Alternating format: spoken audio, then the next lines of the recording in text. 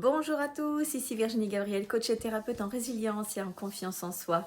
Nous sommes aujourd'hui mercredi, j'espère que vous passez une excellente journée. Et donc le mercredi, c'est la journée des défis. Depuis quelque temps, je vous parle précisément du discours que nous avons dans nos pensées, les mots que nous utilisons, les émotions que nous conjuguons avec ces mots et comment ça se passe en nous, dans notre vie, dans notre quotidien.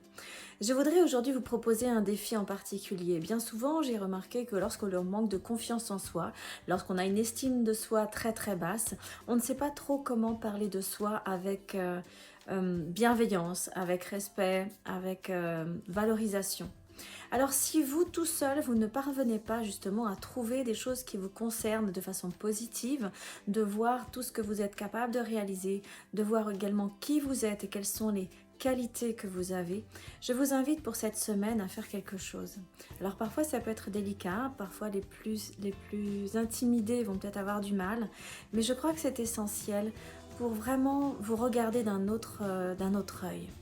Je vais vous proposer aujourd'hui de choisir plusieurs personnes dans votre entourage, que ce soit à titre familial, que ce soit un collègue de travail, que ce soit peut-être des voisins avec qui vous vous entendez bien, peut-être vos enfants s'ils sont assez grands pour être assez objectifs, pour être peut-être votre conjoint avec qui ça se passe bien, mais également votre famille et toutes les autres personnes avec qui vous vous sentez suffisamment à l'aise et qui sont suffisamment bienveillantes pour vous dire les choses telles qu'elles sont. L'idée n'est pas de savoir comment ils vous décrivent, l'idée c'est de savoir qu'est-ce que tu aimes chez moi, qu'est-ce que tu apprécies chez moi. Alors que ce soit à titre physique, que ce soit à titre psychologique, mon mode de fonctionnement, ma façon de faire, ma façon de parler, le son de ma voix, mes réactions face aux événements, mes réactions avec les autres. Qu'est-ce que tu aimes, qu'est-ce que tu apprécies chez moi? Je sais que c'est pas évident de demander cette question parce qu'on se demande toujours ce que les autres peuvent penser de nous et on nous dit souvent ne faisons pas attention à ce que les autres pensent de nous parce qu'après tout on ne se définit pas dans le regard des autres. Cependant parfois quand vraiment encore une fois on a du mal à se définir, à délivrer sur une sorte de liste nos qualités et d'être bienveillant avec soi, mais ça vaut le coup de demander aux autres qu'est-ce qu'ils en pensent, comment ils nous voient parce que bien souvent on ne s'attend pas à ce que les autres nous voient de telle manière. Parce qu'on ne se voit plus comme ça, mais c'est toujours en nous. L'idée ici aussi, à partir de ça, qu'est-ce qu'on en fait? Eh bien tout simplement de voir les choses qui reviennent. Parce que ça fait partie aussi de vos valeurs, toutes ces choses-là. Par exemple, j'ai fait l'exercice également il y a quelques mois pour améliorer dans mon activité professionnelle mon programme que je donne aux autres, pour les accompagner justement à rebondir en fonction des situations délicates et traumatiques qu'ils sont en train de vivre, comment se reconstruire après ce genre de situation. Et qu'est-ce qui faisait que dans mes programmes, ils allaient me choisir moi et pas quelqu'un d'autre. Et c'est vrai que depuis des années, voilà, je travaille en accompagnement avec les autres personnes et parfois je peux avoir oublié certaines qualités qui me différencient d'autres personnes, qui peuvent les avoir mais qui font vraiment ma valeur à moi ajoutée, que les autres apprécient quand je travaille avec moi.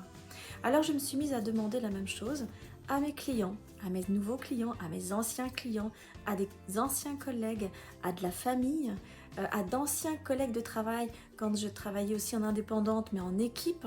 Qu'est-ce qu'ils ont retenu de moi? Et même si on ne s'est vu sur un court moment, même s'il y a ceux que j'avais donné des formations, on ne s'est vu que sur 3-4 jours ou sur une semaine ou à plusieurs mois d'intervalle, qu'est-ce qu'ils ont retenu? Ça m'a permis en fait d'identifier les choses qui revenaient le plus souvent.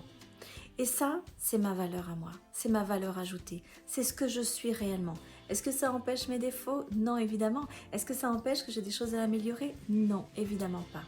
En revanche, ça me permet de me recadrer dans quelque chose de bienveillant et de me dire, ouais, effectivement, ça c'est vraiment quelque chose de fort chez moi. Effectivement, je le fais en plus sans y réfléchir, sans y penser. Ça, je suis de telle manière, je suis ainsi, c'est vrai.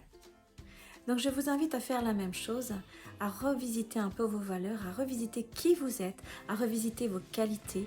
Et si vous ne parvenez pas à le faire tout seul, demandez. Osez demander. Un mot, un petit sondage, un petit appel. Tiens, écoute, je t'appelle pour quelque chose. J'aimerais savoir en fait, qu'est-ce que tu aimes bien chez moi? Qu'est-ce que tu retiens? On s'est vu il y a très très longtemps, mais qu'est-ce que tu gardes en mémoire de positif sur moi? Et à ce moment-là, vraiment, vous pouvez vous gratifier d'être cette personne que vous avez peut-être oubliée, vous féliciter finalement d'avoir ces qualités-là que vous avez peut-être négligées ou que vous ne voyez pas quand vous ne voyez que par la lorgnette de vos défauts ou que toutes les choses que vous avez considérées comme des incompétences, comme des incapacités, eh bien puissent être aussi réajustées en équilibre dans la balance avec aussi toutes les choses que vous savez réaliser. Parce que ça va vous aider à vous construire votre confiance en vous, l'estime de vous. Parce que s'il y a certes des choses à améliorer, il y a déjà des choses qui sont présentes là. Il y a déjà des choses que vous maîtrisez, que vous savez faire instinctivement, instantanément, qui font partie de votre essence même en tant que personne. Voilà mon défi du mercredi et de tout le reste de la semaine et voire de tout le reste de votre vie, de savoir vraiment identifier vos qualités, vos valeurs, mais en demandant aux autres qu'est-ce qu'ils en pensent. Qu'est-ce qu'ils ont retenu de positif sur vous? Qu'est-ce qu'ils voient en vous qui vraiment leur plaise? Je vous souhaite une excellente fin de journée et je vous souhaite une très belle fin de semaine. À très bientôt!